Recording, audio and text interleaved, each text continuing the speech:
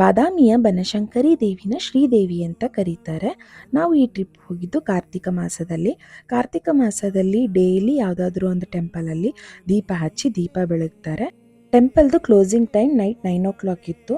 ಆ ಟೈಮಲ್ಲಿ ಕ್ಯೂ ತುಂಬ ಕಮ್ಮಿ ಇರುತ್ತೆ. ಹಾಗಾಗಿ ನಾವು 3 times ಹಾಗೆ ದರ್ಶನ ಮಾಡ್ಕೊಂಡ್ವಿ.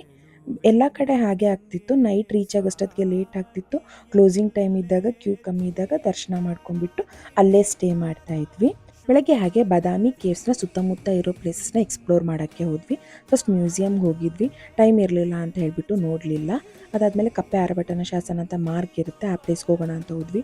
ಅಲ್ಲೂ ಟೈಮ್ ತೊಗೊಳುತ್ತೆ ಅಂತ ಹೇಳಿಬಿಟ್ಟು ನೆಕ್ಸ್ಟ್ ಹಾಗೆ ಮುಂದೆ ನಡ್ಕೊಂಡು ಹೋದ್ವಿ.